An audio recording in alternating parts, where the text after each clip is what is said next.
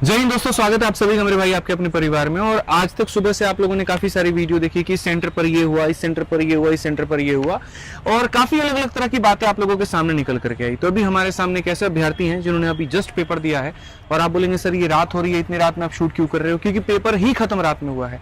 हम सामने खड़े हैं RK digital center Shaktinagar Delhi के, और लास्ट जो पेपर का समय था वो 7:30 था, लेकिन 9:15 में जो है ये बच्चे बाहर निकले हैं, इतना लेट हो गया है। तो एक एक करके हम सारी बातें जानने वाले हैं। क्या नाम है आपका? मेरा आनंद राजार्य। आनंद राजार्य है। तो आनंद, आप ये बताइए कि पहली बार आप एसएससी का पेपर दे रहे हैं, इसके पहले आपने और भी कोई पेपर दिया? सर पहले भी दिया है। कब दिया था पहले पेपर? पिछले साल दिसंबर में दिया था, 11 दिसंबर, थर्ड शिफ्ट इधर ही दिया था। ये सेंटर था, सेम सेंटर था। था। तो पिछली बार और इस बार में फर्क क्या है? सेंटर तो सेम ही है। क्या फर्क है? पिछली बार सर ऑन टाइम पे एग्जाम हुआ था, और एक ही लाइनिंग में बच्चे अंदर जा रहे थे, एक गर्ल्स एक बॉयज। तो इस बार तो इतना मतलब आधा घंटा में इधर हम बेड के अंदर फंसे रहे, काफी वोमिटिंग हुई, मेरे को चक्कर भी आने लगे, गर्मी इतनी तेज थी। तो इधर पेड़ थी, इधर छाव में खड़े हुए। फिर वहां से अनाउंसमेंट हुई कि जो आपका रिपोर्टिंग टाइम है, वो मेरा रिपोर्टिंग टाइम था सर 4 बजे। लिखा हुआ एडमिट कार्ड पे आपके ये है। अनाउंसमेंट हुई कि गेट नंबर 1 वालों का जो रिपोर्टिंग टाइम है वो 6 बजे होगा, और एग्जाम कंडक्ट 7 बजे होगा। ऐसा क्यों सर? पता नहीं क्या हुआ, टेक्निकल इशू हुआ था, पता नहीं क्या हुआ। और गेट नंबर जो 2 है उनका सर ऑन टाइम पे एग्जाम होगा। तो मतलब सेंटर, लोग ये कह रहे हैं कि एडिक्विटी के सेंटर अच्छे नहीं है, बट ये तो वो सेंटर है जो कॉमन है, चाहे इसको टीसीएस बुक करे या इसको एडिक्विटी बुक करे। यानी सेंटर के साथ साथ मैनेजमेंट में भी इशू है। टीसीएस इसको हैंडल करना जानती थी, लेकिन एडिक्विटी इसको हैंडल नहीं कर पा रही है। तो क्या हुआ 6:15 में? चलो 5 बजे आपका गेट बंद होने का टाइम था, लेकिन यहाँ पर लोग एंट्री ही 6 बजे कराते हैं। Yes sir. ठीक है, फिर 6 बजे के बाद क्या होता है? सर 6 बजे के बाद में सर अंदर लेके गए इनको। एसी वगैरह तो नहीं चल रहा था, अंदर बहुत गर्मी थी, पसीना भी आ रहा था मेरे को। पंखे भी नहीं चल रहे थे? पंखा चल रहा था। पंखा चल रहा था, ठीक है। एसी वगैरह लगे थे, वो काम नहीं कर रहे थे। और एग्जाम स्टार्ट हो गया था, उसके 5 मिनट बाद में हमको जो रफ शीट होती है ना, वो करने के लिए तो वो दी गई। तो मैंने रीजनिंग की वजह जीके का ऑप्शन खोला ताकि टाइम वेस्ट ना हो मेरा। तो ये थी। और बाकी रफ शीट लेट दिया उन्होंने? लेट दिया थोड़ा सा। अच्छा, ठीक है। और कीबोर्ड सर नहीं वर्क कर रहा था, माउस वर्क कर रहा था ओनली। कीबोर्ड का तो जरूरत ही नहीं पड़ता है सर, वो पासवर्ड लगा रहा था तब। अच्छा, पासवर्ड डालने के लिए, ठीक है सर।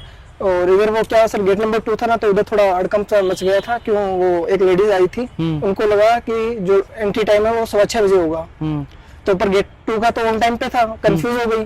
तो उसका लास्ट टाइम था, तो वो रोने लगे। उधर काफी सर वो हुआ था, हल्ला गुल्ला हुआ था। 5-6 बजे का एक ही सेंटर के 2 अलग अलग गेट हैं। एक गेट पर 4 बजे की जगह 6:15 में एंटर कराया जाता है, और दूसरे में ऑन टाइम करा दिया जाता है। तो उस वाले गेट को ये लगता है कि इनको भी 6:15 में ही होगा, और उसका पेपर छूट जाता है। बाहर ही बैठी रहती है वो। हाँ। अच्छा, उनका लास्ट टाइम था, तो वो काफी रोई थी और थी मतलब। तो कुछ हुआ उनका, कुछ पेपर देने के लिए? नहीं, कुछ नहीं हुआ, अलाउ ही नहीं किया। चलिए आप अपने सेंटर पे बताइए कि क्या मेजर फर्क आपने देखा पिछली बार के पेपर में और इसमें? सर पिछली बार वो फिक्स था, एसएससी स्टेनो का एग्जाम है। रीजनिंग के अंदर सर 3 से 4 क्वेश्चन मैथमेटिक्स के आए थे मेरे, तो मैंने नहीं पढ़े थे ये इंटरेस्ट वगैरह और वगैरह। और जो ये सीटिंग अरेंजमेंट्स, वर्बल कोडिंग, वो कुछ करके हम सिलेबस के बारे में बात करते हैं। सबसे पहले ऐसे समझते हैं कि रीजनिंग में ऐसा कहा जा रहा है कि मैथ्स के क्वेश्चन आ गए, तो क्या आपके शिफ्ट में भी ऐसा हुआ है? हाँ हुआ ना। वैसे 3 से 4 क्वेश्चन आए थे रीजनिंग के पेपर में मैथ्स के। जो कौन से क्वेश्चन थे? जैसे सवाल क्या था? सर इंटरेस्ट का था, और वो मेरे से नहीं हुआ था। और 2-3 क्वेश्चन और थे सर मैथ्स के, वो मेरे को याद नहीं है। क्योंकि खैर आप लोगों ने पढ़ा भी नहीं है, तो आपको आइडिया कैसे होगा? आपके में तो मैथ्स आता भी नहीं है। रीजनिंग का लेवल क्या था और किस तरह के क्वेश्चंस थे? कुछ क्वेश्चंस बहुत इजी थे, कुछ क्वेश्चंस बहुत हार्ड थे। ऐसे क्वेश्चंस जो देखे मैंने पहली बार, थे पूछा कहाँ से, ना मैथ्स से ना रीजनिंग से है। तो क्या आप इस तरह के सवालों के साथ में संतुष्ट हैं? क्योंकि लोग कह रहे हैं पेपर टफ चाहिए।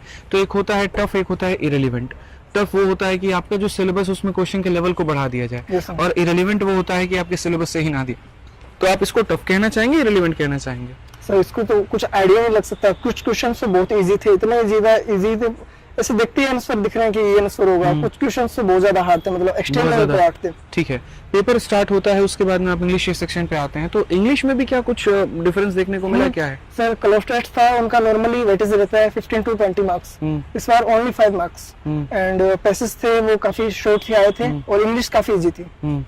और बाकी ओवरऑल अगर हम बात करें रीजनिंग पे, जीएस का क्या कहानी है? जीएस में सर ऐसा है कि जो मतलब पहले वो जो स्टेटमेंट वाइज क्वेश्चंस होते हैं ना, वो नहीं पूछे जाते थे, पर इस बार स्टेटमेंट वाइज क्वेश्चन 3-4 क्वेश्चंस आए थे। ठीक है। और बाकी अंदर के मैनेजमेंट को अगर आप देखें, तो क्या आपका सिक्योरिटी चेक पहले की तरह था, या थोड़ा सा और ठप था कहानी? यहाँ पर क्या कहानी थी मतलब? सर सिक्योरिटी चेक तो इतना मतलब ठीक था, और मतलब ज्यादा डॉक्यूमेंट्स वगैरह में जो पिछली बार दिया था तो मैंने नाम वगैरह काफी पूछा था, मेरा इशू भी हुआ था पिछली बार आईडी को लेके, तो मेरे को साइन वगैरह भी करवानी पड़ी थी मैनेजर के यहाँ से, पर इस बार ऐसा कुछ नहीं हुआ। कुछ भी नहीं हुआ, मतलब कोई अंगूठी पहन करके जाए, कड़ा पहन करके जाए, ऐसा कोई चेकिंग वो नहीं? तो थोड़ा सा हुआ, तो पेन था मेरे पास, तो मेरे को बोल दिया पेन साइड में रख दो, पेन अंदर मिल जाएगा। फिर अंदर पेन था, जो मैंने 2 पेन चेंज करवाए थे, उसके बाद में वो पेन काम कर रहा था। और कोई ऐसी बात है जो आप कहना चाहते हैं, बताना चाहते हैं सर पेपर को लेके? सर इतना पहले नीचे रख लीजिए। हाँ, सर इतना ही है कि जो मैंने प्रिपरेशन की थी रीजनिंग को लेके या इंग्लिश को लेकर, तो रीजनिंग में सर मैं सेटिस्फाई नहीं हुआ सर इस बार एग्जाम के अंदर। और बाकी मैनेजमेंट को लेकर के आप क्या कहेंगे?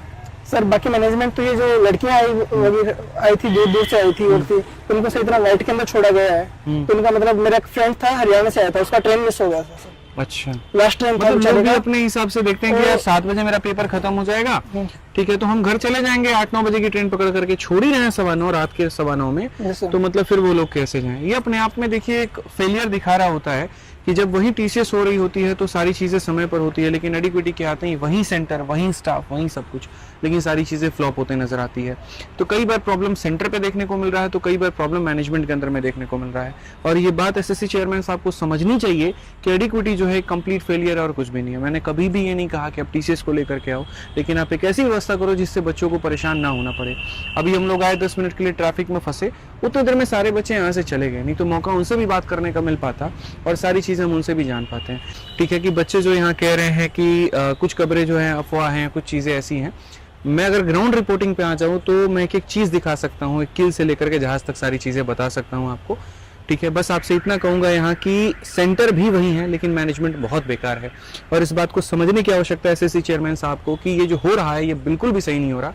अभी तो सिर्फ स्टेनो का आशीष ये पेपर है तब ये हाल है, सोचिए अगर सीजल का हो गया तो क्या होगा। मतलब बहुत ज्यादा अपने आप में कुंभ के बराबर है वो कि, है। ठीक है, और उसको कैसे मैनेज करेगी हमारी एडिक्विटी, कैसे मैनेज करेगी हमारी एसएससी के लोग, सारे स्टाफ यहाँ पे, ये तो अब देखने लायक होगा। आप मेरे साथ में जुड़े हुए थे यहाँ पे, बाकी सारी चीजों को आपने बेहतर से समझा है और ये ग्राउंड रिपोर्ट थी। इसके अलावा मैं आप चाहते हैं तो मैं और भी सेंटर्स पे विजिट करके कल उनके हालात बयान कर सकता हूँ। बस इतना कहूंगा यहाँ कि बच्चों के भविष्य के साथ में खेलने के अलावा और कुछ नहीं किया जा रहा है। नौकरी सिर्फ एक दिखावा है और कुछ भी नहीं है, यहाँ देने की मंशा किसी को भी नहीं है। सर्वर बदलना बहुत ज़रूरी है, सिस्टम बदलना बहुत ज़रूरी है और इसके ऊपर पे लगातार हम आवाज़ उठाते रहेंगे। जुड़े रहिए हमारे साथ में। बहुत बहुत धन्यवाद। जय हिंद।